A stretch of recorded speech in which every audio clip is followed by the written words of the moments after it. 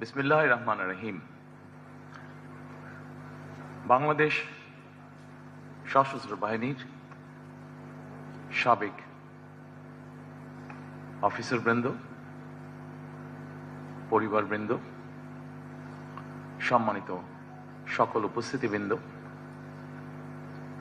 BDR শহীদ পরিবারের সদস্যবৃন্দ এবং সাংবাদিক ভাইরা সহ সম্মানিত সভাপতি, আসসালামু আলাইকুম। প্রথমে আমি আমার এবং আমার স্ত্রীর পক্ষ থেকে আজকের এই অনুষ্ঠানটি যারা আয়োজন করেছেন তাদেরকে আন্তরিকভাবে ধন্যবাদ জানাচ্ছি। আপনাদের সঙ্গে মত বিনিময় সভায় আমি এবং আমার স্ত্রী সত্যিকার অর্থেই কিছুটা স্মৃতিকাতর হয়ে পড়ি বা পড়ছি। বরাবরই সেনাবাহিনী বা সশস্ত্র বাহিনীকে আমার কাছে আমার একটি বৃহত্তর পরিবার বলেই মনে হয় বা আমরা মনে করি। এর কারণ হয়তো সেনাবাসী আমার এবং আমার পরিবারের বেড়ে ওঠা। আমার অনেক ছোটবেলায় বাবাকে হারিয়েছি আমরা, তবে বড় হয়ে দেখেছি সেনাবাহিনীর প্রতি আমার মা মরহুম খালেদা জিয়াও এক ধরনের নির্ভরতা ছিল, তার সম্মান ছিল। আমার মরহুম মা সবসময় মনে করতেন দেশের স্বাধীনতা সার্বভৌমত্বের জন্য বাংলাদেশের অবশ্যই একটি শক্তিশালী সেনাবাহিনী থাকা দরকার। সন্তান হিসেবে আমি যেমন আমার পিতাকে নিয়ে গর্ব করি, আমি বিশ্বাস করি একজন সেনা কর্মকর্তা হিসাবে বাংলাদেশের স্বাধীনতার ঘোষণা দিয়ে সেনাবাহিনীকেও তিনি করেছিলেন গর্বিত। বাংলাদেশের স্বাধীনতা প্রিয় গণতান্ত্রিক আমি জনগণের কাছে স্বাধীনতার ঘোষক শহীদ জিয়া একজন বীর মুক্তিযোদ্ধা। শহীদ জিয়াকে নিয়ে দেশের গণতান্ত্রিক আমি জনগণ যেমন গর্বিত,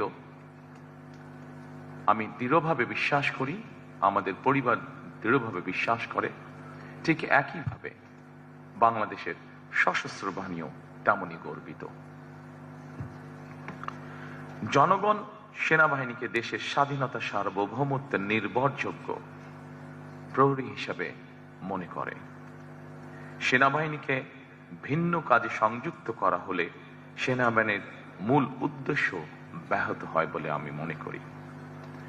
বিগত ১.৫ দশকে দেশের স্বাধীনতা এবং সার্বভৌমত্ব রক্ষায় সেনাবাহিনীর ভূমিকা এবং গৌরব সম্পর্কে সেনা কর্মকর্তা এবং সদস্যরা নিজেরা নিজেদের বিবেককে জিজ্ঞেস করলে হয়তো অনেক প্রশ্নের উত্তর খুঁজে পাওয়া যাবে। দেশ ফ্যাসিবাদ আর তাবেদারের অপশক্তির কবলে পড়ার পর শুধু গণতন্ত্র এবং মানুষের স্বাধীনতাই ভুলুণ্ঠিত হয়নি, বরং একই সাথে দেশের স্বাধীনতা সার্বভৌমত্ব হুমকির মুখে পড়েছিল। এমনকি ২০০৯ সালের ফেব্রুয়ারি মাসে বিডিআর পিলখানায় পরিকল্পিত সেনা হত্যাযজ্ঞের পরও এমন নির্মম হত্যাযজ্ঞের দিনটি খোদ সেনাবাহিনীও যথাযথ গুরুত্বের সঙ্গে পালন করতে পারেনি অথবা পালন করতে দেওয়া হয়নি তাদেরকে। সেনাবাহিনীর হারানো গৌরব ফিরিয়ে দেওয়া হবে। উপস্থিত সম্মানিত উপস্থিতিবৃন্দ, সেনাবাহিনীর হারানো গৌরব ফিরিয়ে দেওয়া হবে আমি এ ধরনের কথা বলতে চাই না, বরং গৌরব ফিরিয়ে দেওয়া যায় না, গৌরব অর্জনের বিষয়, ধারণ করার বিষয়। সেনাবাহিনীর গৌরব সেনাবাহিনীকে রক্ষা করতে হবে। সেনাবাহিনীর নিজেদের সম্মান এবং মর্যাদা সম্পর্কে নিজেদেরকে সতর্ক এবং সচেতন থাকতে হবে। সম্মানিত উপস্থিতিবৃন্দ, আমার কথাটা হয়তো একটু ছন্দ পতন, কিন্তু আমি বিষয়টি যেভাবে বিশ্বাস করি, যেভাবে দেখি, আমি আপনাদের সামনে সেভাবেই উপস্থাপনের চেষ্টা করেছি।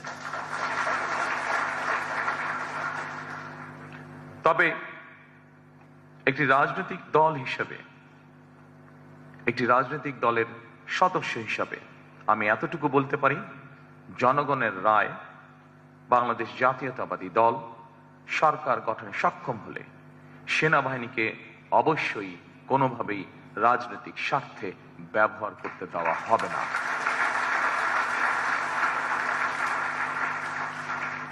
সেনাবাহিনীর গৌরব ভুলুণ্ঠিত হয় এমন কিছু বিএনপি অতীতেও করেনি, বর্তমানেও না, এবং ইনশাল্লাহ ভবিষ্যতেও বিএনপি করবে না।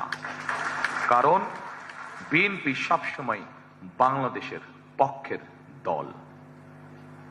বিএনপি সবসময় বাংলাদেশের স্বাধীনতা সার্বভৌমত্বের পক্ষের শক্তি।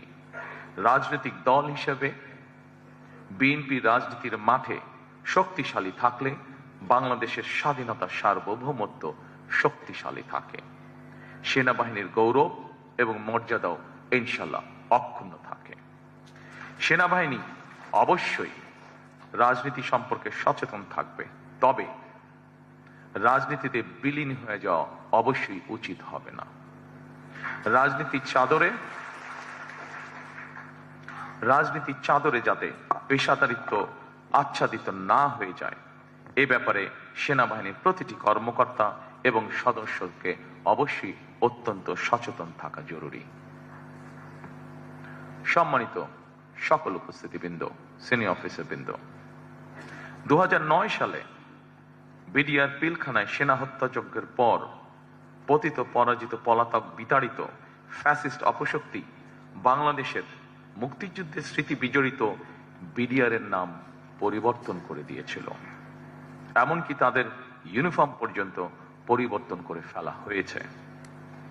আমি আপনাদের সামনে আমার একটি ব্যক্তিগত অনুভূতি শেয়ার করতে চাই। জনগণের রায় বিএনপি রাষ্ট্র পরিচালনার দায়িত্ব পেলে মুক্তিযুদ্ধের স্মৃতি বিজড়িত বিডিআর এর নাম পুনর্বহাল করতে চাই আমরা।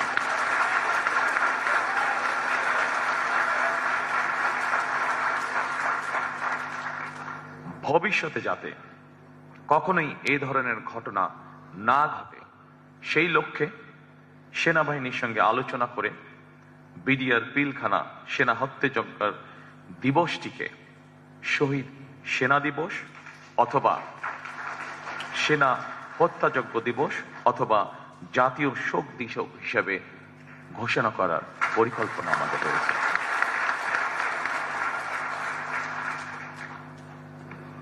সম্মানিত সকল উপস্থিতিবৃন্দ, আপনারা যারা সেনাবাহিনীর সাবেক কর্মকর্তা, আপনাদের সঙ্গে মতবিনিময় সভা করার আগেই সাবেক কয়েকজন সিনিয়র কর্মকর্তা এবং সদস্যদের কল্যাণে বেশ কয়েকটি সুপারিশ উপস্থাপন করেছেন। জাতীয় নিরাপত্তা পরিষদ গঠন, সেনা আইনের কিছু কিছু বিধিমালার পরিমার্জন কিংবা সংস্কার সহ এইসব সুপারিশ মালাগুলি অবশ্যই গুরুত্বপূর্ণ বলে আমি ব্যক্তিগতভাবে মনে করি। তবে এই মুহূর্তে এতটুকু বলতে পারি, আগামী 12ই ফেব্রুয়ারির জাতীয় নির্বাচনে জনগণের রায় আল্লাহর রহমতে ইনশাল্লাহ বিএনপি রাষ্ট্র পরিচালনার দায়িত্ব পেলে আপনাদের উপস্থাপিত এইসব সুপারিশমালা বাস্তবায়নের জন্য সেনাবাহিনী সাবেক এবং বর্তমান কর্মকর্তাদের সমন্বয়ে আমরা একটি কমিটি গঠনের পরিকল্পনা করেছি। এই কমিটির সুপারিশ অনুযায়ী দাবি দেওয়াগুলি পরীক্ষা নিরীক্ষা করে প্রতিটি সুপারিশ পর্যায়ক্রমে ইনশাল্লাহ আমাদের বাস্তবায়নের ইচ্ছা আছে। পরিশেষে আমি হয়তো সকল কথা এতক্ষণ পর্যন্ত যেগুলো বলেছি, সেই কথাগুলোর মধ্যে হয়তো অনেকেই আশ্বস্ত হতে পারেননি, কিছু কথা হয়তো রেখে দিয়েছি আমি। তবে পরিশেষে সেনাবাহিনীর সাবেক কর্মকর্তা এবং সদস্যদের একটি দাবি ছিল, 1 rank 1 pay নীতি। আমি আপনাদেরকে অত্যন্ত আনন্দের সঙ্গে জানাতে চাই যে ইতিমধ্যেই আমরা আমাদের দলীয় ম্যানিফেস্টোতে ওয়ান র্যাঙ্ক ওয়ান পে অন্তর্ভুক্ত করে নিয়েছি এবং এটি আমরা বাস্তবায়নের ঘোষণা এরই মধ্যে জাতির সামনে উপস্থাপন করেছি। ইনশাল্লাহ বিএনপি সরকার গঠন করলে পরে 12 তারিখের নির্বাচনে এটি আমরা যত দ্রুততার সঙ্গে সম্ভব বাস্তবায়ন করব আমরা ইনশাল্লাহ। পরিশেষে সকল উপস্থিতিবৃন্দ, আপনাদেরকে আন্তরিক ধন্যবাদ আবারও জানাতে চাইছি আমাকে এবং আমার স্ত্রীকে আজকে এই সুন্দর অনুষ্ঠানে আমন্ত্রণ জানানোর জন্য। সকলে ভালো থাকবেন ইনশাল্লাহ, সকলে সুস্থ থাকবেন ইনশাল্লাহ। আসুন আমরা চেষ্টা করি আমাদের প্রত্যাশিত একটি সুন্দর নিরাপদ বাংলাদেশ যাতে আমরা গড়ে তুলতে পারি। ধন্যবাদ সকলকে। আসসালামু আলাইকুম।